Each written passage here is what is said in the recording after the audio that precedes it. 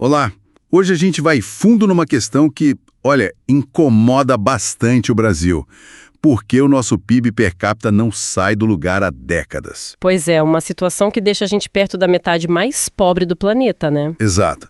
Aquele crescimento que era de uns 4,5% ao ano, ali entre 45 e 80, caiu para mais ou menos 1% desde então. É muito pouco. É um cenário bem preocupante, sim. Para a gente tentar entender essa estagnação, essa coisa que se arrasta, vamos dar uma olhada em partes de uma análise do professor Carlos Antônio Luque, lá da FIP-USP. Legal. A ideia, então, é destrinchar o que está por trás desse crescimento baixo com base nesse material dele. Isso. Tentar entender os nós dessa meada, né? Segundo a visão que ele apresenta. Certo. Bom, a primeira coisa que vem à mente e que a gente ouviu muito é a queda do investimento, né? Principalmente o público. Sim, essa é a leitura mais, digamos, tradicional. O investimento do governo é chave para tudo. Estrada, hospital, escola, segurança. Claro. E a análise do professor Luque mostra bem o tamanho da queda. Saiu de uns 10% do PIB, lá nos fins dos anos 70, Nossa. 10%, para pouco mais de 2% nos últimos anos. É, uma redução drástica. É chão, hein? E o resultado disso a gente vê, né? O governo mal consegue manter o que já tem, não sobra para ampliar nada. Exatamente. O orçamento fica todo comprometido com a manutenção. Não tem espaço para pensar em expansão. E aí o crescimento da produção fica dependendo só de ter mais gente trabalhando, né? Sem ganhar produtividade. Isso. E o PIB per capita, que é o que mede a riqueza por pessoa, fica estagnado, não sai do lugar. Tá, e por que esse investimento público caiu tanto? Qual a explicação que costuma aparecer? Bom, a narrativa mais comum, que está muito no noticiário e que a análise menciona, é aquela: o governo gasta demais. Ah, sim, a história de sempre. É, que esses gastos geram inflação, aí precisa aumentar imposto, que tira a competitividade das empresas e, no fim, o resultado são juros nas alturas. E aquela crítica de que o Brasil só faz puxadinho, não faz reforma estrutural de verdade. Isso também entra nessa visão dominante, sim. Mas essa visão, o professor Luque concorda com ela inteira ou ele traz alguma coisa a mais, algum contraponto? Ele apresenta essa visão, mas ele mergulha mais fundo, principalmente na questão dos juros altos. O Brasil, afinal, é campeão mundial de juros, né? É verdade. A teoria liga juros altos ao déficit público, claro, mas o ponto que a análise levanta é: será que a teoria justifica exatamente o nível que a gente pratica?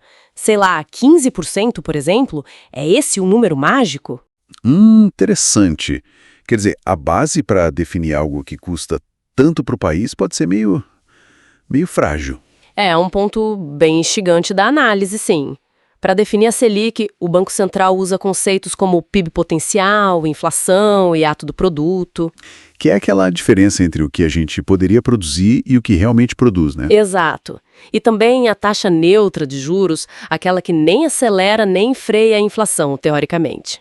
Só que, assim, medir tudo isso com precisão é muito difícil. Imagino. Cheio de incerteza. Muita incerteza. E aí tem um contraste, né? Essa dificuldade toda de medir versus a aparente certeza na hora de cravar a taxa de juros. Entendi. Enquanto a discussão fica muito em cima do déficit primário. Aquele antes de pagar os juros, né? Isso. O peso dos juros mesmo é gigante. Colossal. Olha só os números que a análise traz. Previsão para o déficit primário em 2025 é a 0,7% do PIB. Mas só para pagar juro da dívida, a previsão para 2024 é 8,4% do PIB. E para 2025, 8,3%. Nossa Senhora.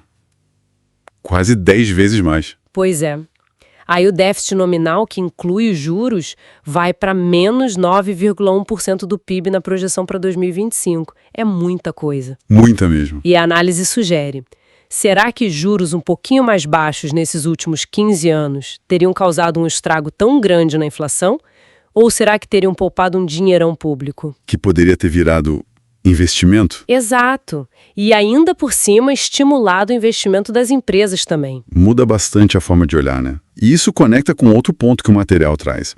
Essa relação público versus privado, que muitas vezes colocam como se um fosse o problema e o outro a solução. Sim, e essa visão é muito simplista, né? A análise reforça que um depende do outro. Tem uma frase lá que diz: se o setor público gasta mal, o setor privado recebe bem. Faz sentido. Pensa nas isenções de imposto para algumas empresas, ou nos salários muito altos que existem tanto no governo quanto em algumas áreas do setor privado.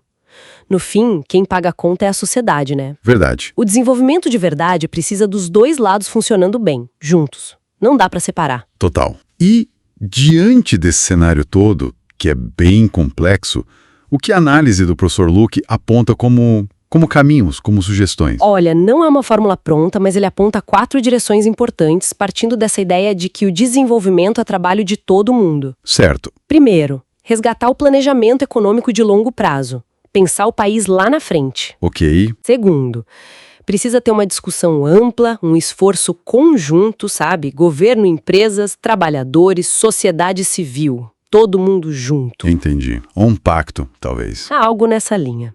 Terceiro, buscar redução dos juros para liberar espaço para investir, tanto o governo quanto as empresas. Fundamental, pelo que a gente viu. E quarto, um ponto crucial. O objetivo tem que ser um crescimento que traga mais justiça social junto. Não é só crescer por crescer. Crescer e distribuir melhor, né? Exatamente. Bom, então, para resumir nossa conversa aqui, essa estagnação do Brasil tem muitas caras, né? Tem a ver com investimento baixo, principalmente o público, tem essa discussão complicada sobre gastos e juros altos, e essa necessidade de entender melhor como público e privado podem trabalhar juntos. Perfeito. É um desafio enorme e a saída parece que precisa ser construída coletivamente. Não tem bala de prata. E fica a reflexão, então, puxando da análise. Se é tão difícil medir com precisão essas variáveis todas que justificam juros tão altos, e se esses juros têm um impacto tão pesado no orçamento e no investimento, como é que a gente equilibra a necessidade de arrumar as contas no curto prazo com a urgência de investir para o longo prazo para ter um crescimento mais forte e mais justo para todo mundo? É a pergunta de 1 trilhão, né? Fica aí pra gente pensar.